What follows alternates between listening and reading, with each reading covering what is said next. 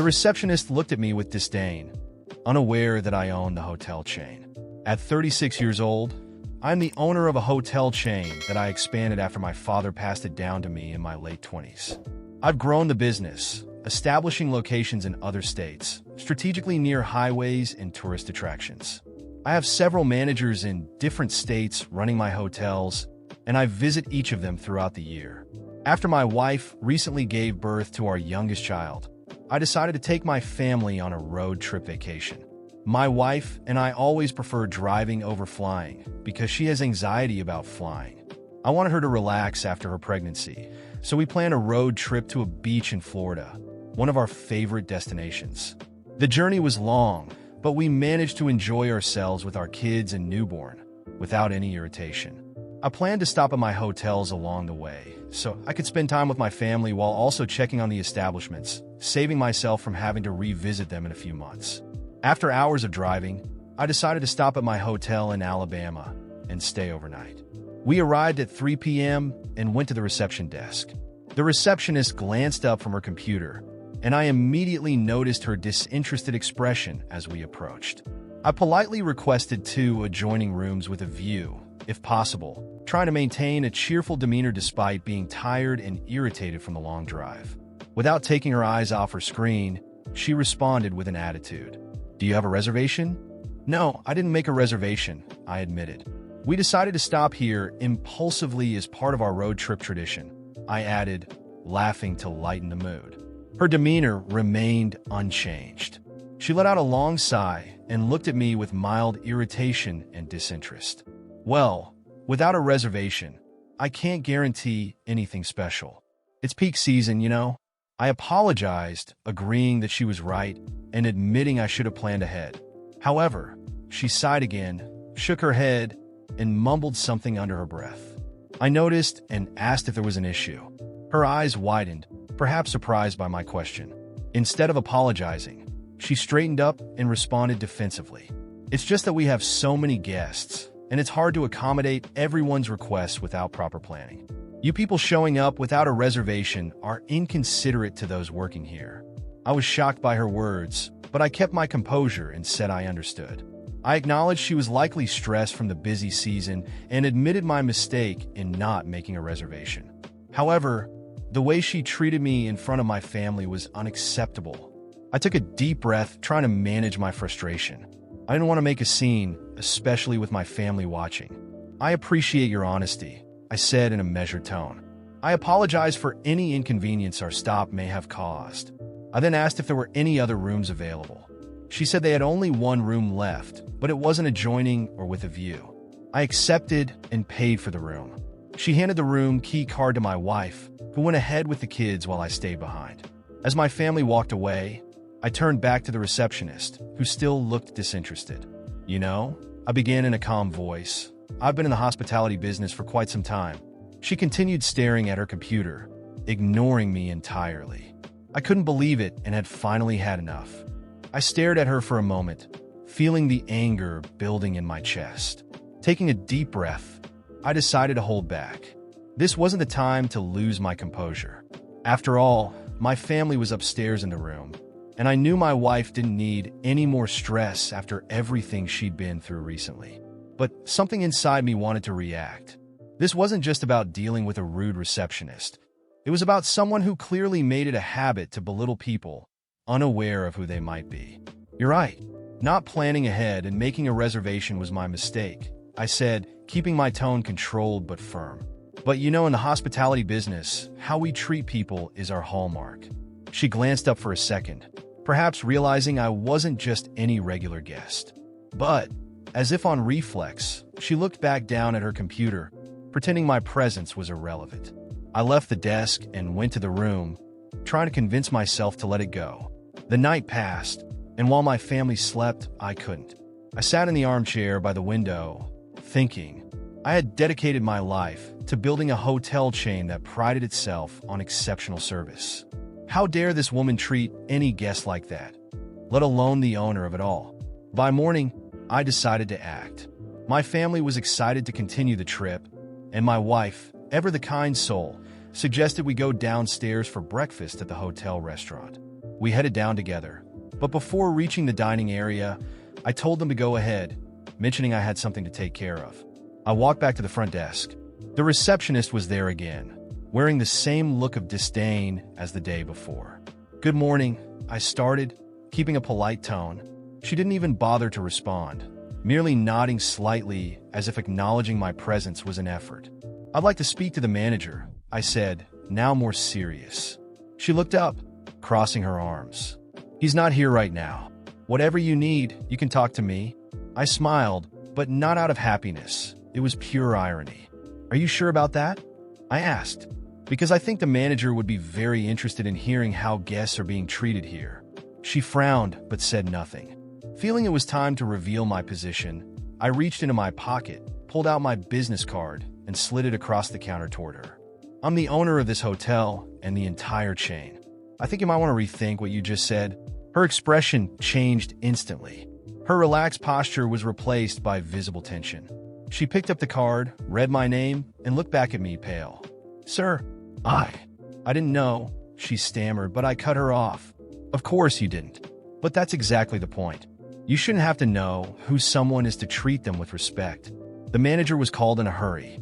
Unlike the receptionist, he was a professional man, visibly concerned about the situation.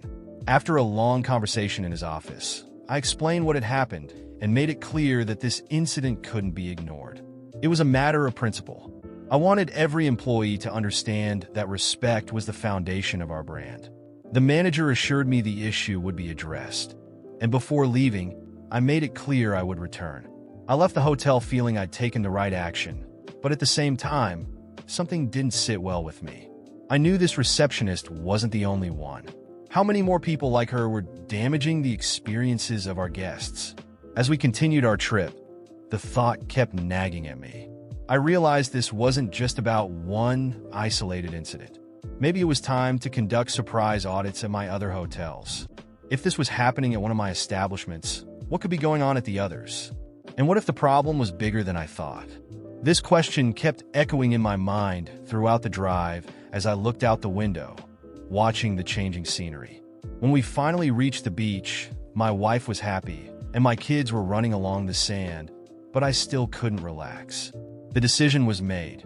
As soon as our trip was over, I'd begin a rigorous investigation process at every hotel I owned. I knew this might uncover some unpleasant truths, but it was necessary. Every guest who stepped into one of my hotels deserved to feel valued, and I wouldn't rest until I was certain that was the reality. The following week, I decided to return to the hotel in Alabama, this time alone. My family was safe and comfortable at home, and I needed to focus entirely on resolving what had happened. This wasn't just about that one receptionist. It was about the larger impact such behavior could have on the reputation of my hotel chain. Deep down, I knew the problem extended beyond a single employee. There was something wrong with the management of that location. I arrived at the hotel unannounced, posing as a regular guest. This time, I kept my presence low-key, wanting to observe how staff interacted with other guests. I sat quietly in the lobby for hours, watching everything unfold. It didn't take long to see that the problem was systemic. The receptionist who had treated me poorly wasn't alone in her attitude. Other staff members during that shift shared the same air of disdain and impatience. I saw guests being ignored, requests being handled carelessly, and even some borderline sarcastic comments. As I mentally took notes on everything, the manager eventually appeared. A middle-aged man in a slightly disheveled suit. He offered 4 smiles as he greeted what appeared to be more important guests. He walked past me without noticing, too preoccupied with his phone. That confirmed my suspicions. The root of the issue started at the top. The next day, I called a meeting with all the hotel staff. At first, no one knew who I was, but as I introduced myself, I saw the shock spread across their faces. The manager, in particular, looked visibly uncomfortable, fiddling nervously with his tie as I spoke. "I'm here because what happened last week was unacceptable," I began, my tone calm but firm. "The behavior I experienced and what I observed yesterday does not represent the values of our brand. Every guest who walks through these doors should be treated with respect and dignity, regardless of who they are or what they've done." I locked eyes with the receptionist who had treated me poorly. She sat in the back, avoiding my gaze.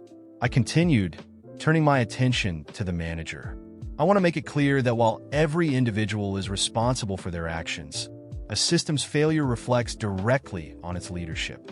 The room fell silent. Some employees exchanged uncertain glances, while others looked skeptical. As the manager, you are responsible for training, supervising, and setting the example for this team. What I witnessed yesterday and experienced as a guest shows that this leadership has been lacking. I turned fully toward the manager. He tried to interject, but I raised my hand to stop him. Effective immediately, you are no longer part of this team, I announced. His expression shifted from surprise to indignation. Sir, with all due respect, I don't think this is fair, he began. I have years of experience, and experience without commitment to the right values means nothing. I interrupted, my voice unwavering. I am not here to compromise on the quality of what I have worked so hard to build. The manager stood, still trying to argue, but I didn't give him the chance. He left the room, muttering something about loyalty and unfairness. Once the door closed, I turned to the rest of the staff. I know some decisions are hard to accept, but I'm not here to please anyone. I'm here to ensure that this hotel is a place where every guest feels welcome and valued. My gaze landed on the receptionist. And as for you, I said, pointing directly at her, your attitude was the most egregious. You had the chance to redeem yourself when you learned who I was, but you chose to continue your disrespect. That is something I cannot tolerate. Effective immediately, you are also dismissed.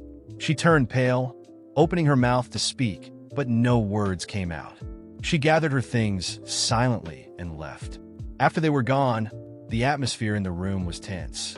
Many employees looked uneasy, and some even murmured among themselves. One of them, more bold than the others, stood up and said, "With all due respect, sir, this seems extreme." They were good at their jobs. I took a deep breath before responding. Good employees are not just those who complete tasks. They are those who do so with respect, empathy, and professionalism. If anyone here believes what you saw from them was acceptable, then maybe this isn't the right place for you either. The room fell silent again. In the days that followed, I implemented immediate changes.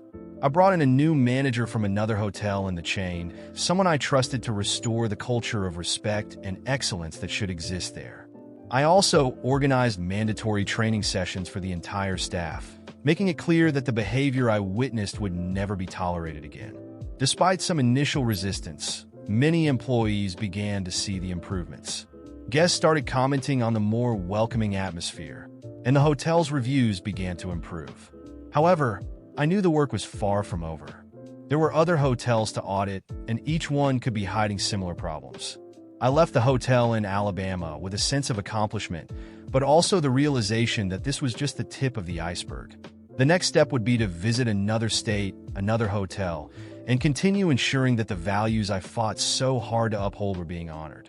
I knew this battle would be long, but I was prepared to face whatever was necessary. After all, what was at stake wasn't just my reputation. It was the very essence of what I had built.